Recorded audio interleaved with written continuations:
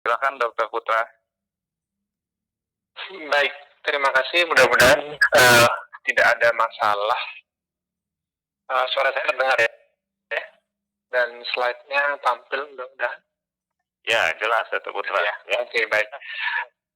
Jadi saya langsung aja, karena ini udah malam sekali di Denpasar, sudah jam 11 malam. Selamat malam teman sejawat sekalian.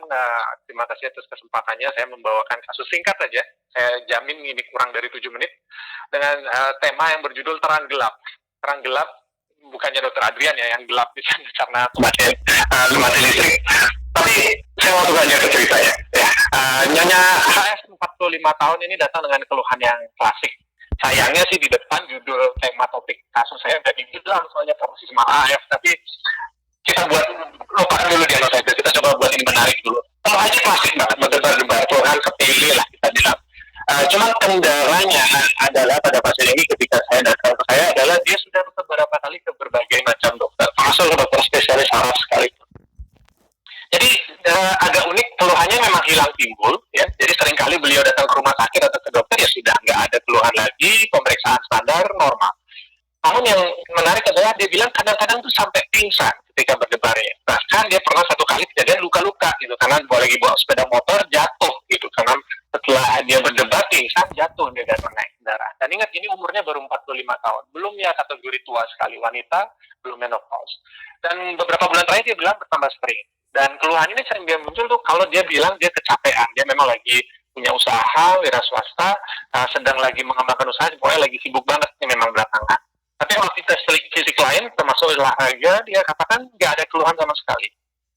Nyeri dada, sesak nafas, kejang nggak ada.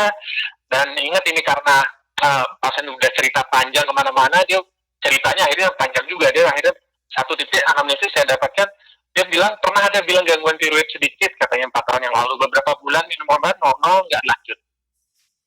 Dan obat-obatan yang pernah didapatkan dari beberapa dokter yang dia temui sebelumnya standar, bisoprolol, amiodaron, bahkan sudah pernah dikasih alprazolam juga. Mungkin karena wanita memastikan ini apakah memang dia keluhannya real ataukah anxiety, ada komponen anxiety-nya kita nggak tahu.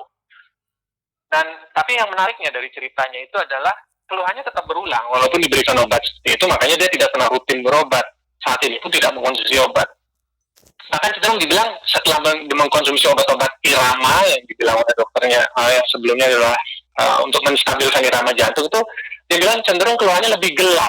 Dia bilang lebih sering setelah berdebar itu jadi kunang-kunang dan bahkan pingsan. Tentu saja ketika datang pertama sekali kita rekam EKG tidak ada yang menonjol sama sekali, standar sekali EKG-nya. Pemeriksaan penunjang kita lengkapi, ya, USG jantung, eko normal, tidak ada yang menarik. Pemeriksaan laboratorium termasuk, karena kita udah ada kecurigaan tiroid, ternyata malah hasilnya normal. Terus gimana dong? Apa diagnostik kita berikutnya? Ternyata pasien bilang, ya belakangan sering banget dok, berapa banyak frekuensinya? Seminggu sih hampir pasti dapat aja.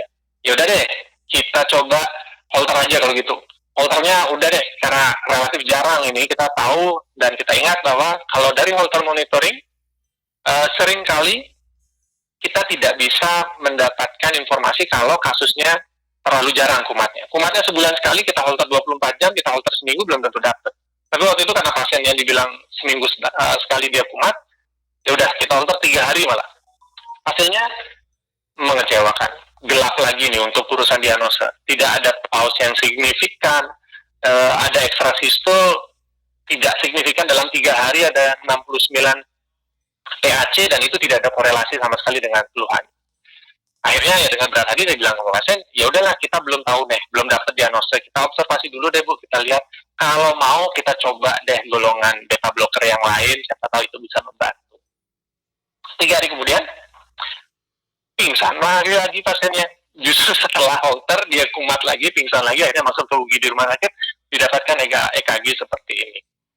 Nah, di sini kita sudah mulai terang lagi nih diagnosanya, sudah mulai terarah lagi, sudah mulai kelihatan, oh jangan-jangan ini memang bradyarrhythmia, artinya karena presinkop atau sinkopnya karena bradyarrhythmia. Tetapi ketika saya coba gali anamnesisnya, saya tanya ketika dia EKG ibu merasa apa? Ada rasa pusing dia kan apa? Enggak sih dok, sampai di rumah sakit saya udah lumayan biasa-biasa aja, agak berdebar sedikit tapi enggak seperti sebelum waktu masih di rumah. Waktu itu sempat gelap, saya benar-benar kunang-kunang banget gitu. Ini EKG pausnya sih memang 2 detik ya, cuman ya itu kendalanya kadang-kadang paus 2 detik bisa asimptomatik, masih bisa asimptomatik terutama kalau pada orang muda. Oke lah, kita coba holter lagi deh. Sekarang coba sekali aja, barulah kita akhirnya menemukan titik terang.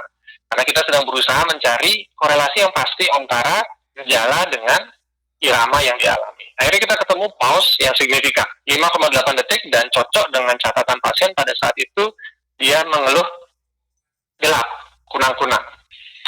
Dari EKG, dari printout holternya kita bisa dapatkan ini iramanya. Ya memang benar-benar blank selama 5,8 detik, pause yang cukup signifikan, dan mungkin sedikit diperhatikan di belakang, beat yang pertama muncul itu adalah beat junctional, diikuti dengan satu sinus beat, tapi habis itu berhenti lagi, ada jeda sedikit lagi.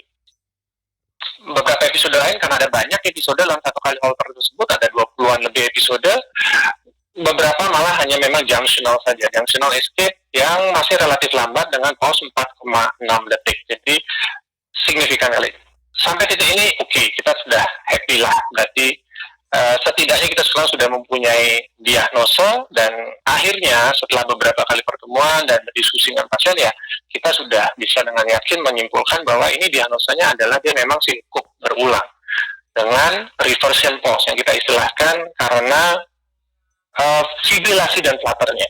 Jadi ketika fibrilasi dan flutternya self-terminating, apalagi ketika pasien mendapatkan terapi-terapi antiaritmia, entah itu beta blocker, apalagi amiodaron, dia bilang ketika diberikan amiodaron memang berdebarnya lebih jarang, tapi kalau kumat benar-benar pingsan, dia bilang gitu. Makanya dia takut minum obatnya, dia berhenti minum obatnya.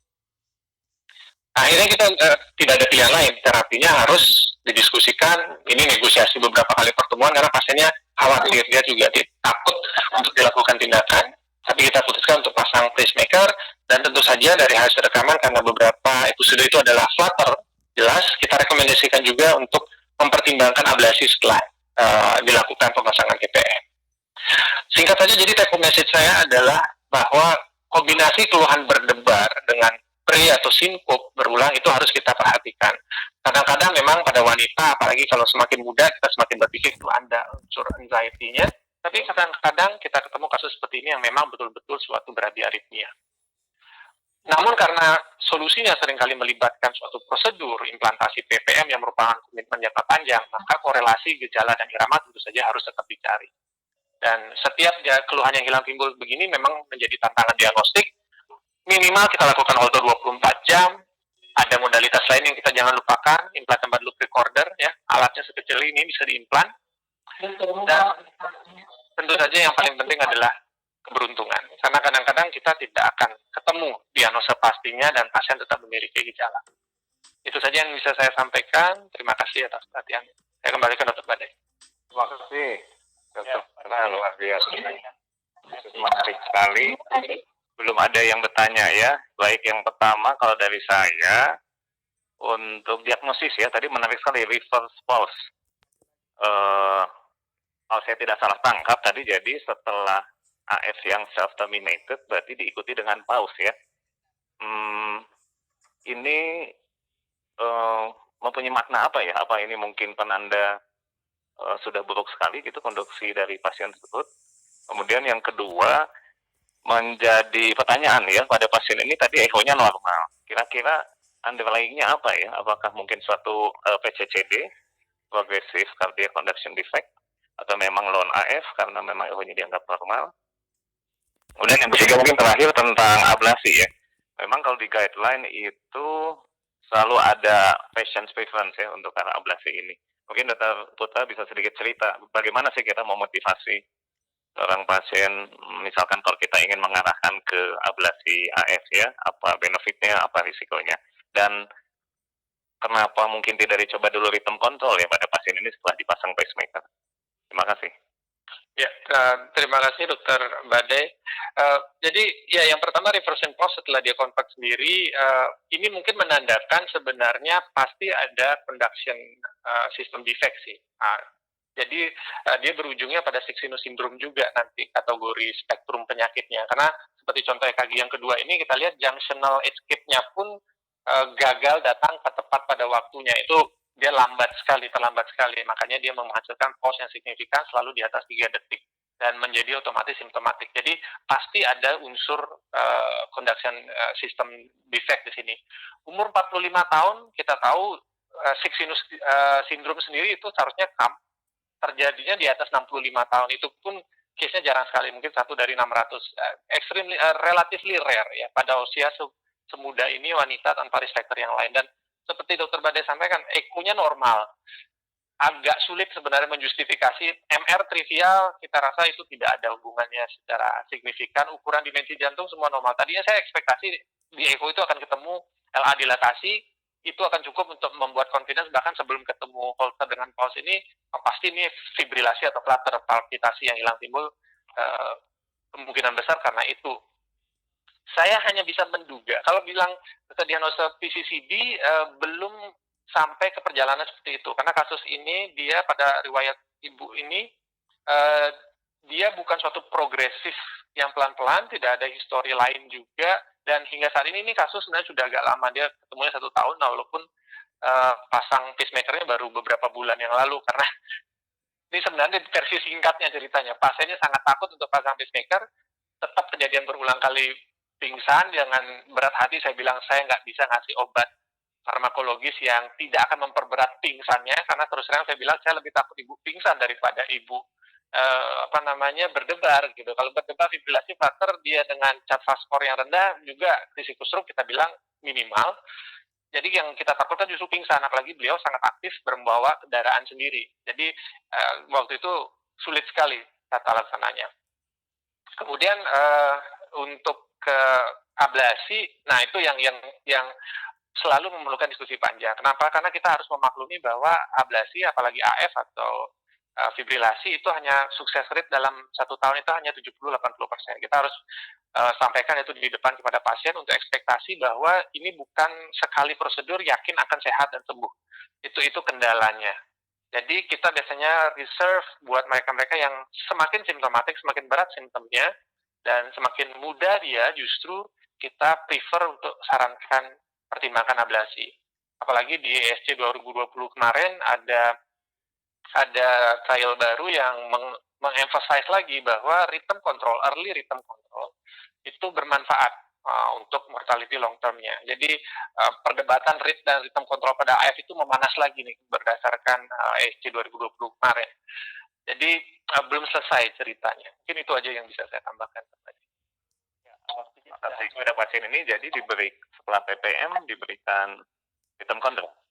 Dia tidak setelah PPM dia kita berikan rhythm control amiodarone mau. Cuman pasiennya tidak, terus terang dia juga nggak terlalu suka konsumsi amiodaronnya, dia prefer tidak, dia konservatif banget pasiennya, tidak mau minum obat sebenarnya sih. Jadi so far oke ya setelah dipasang pacemaker.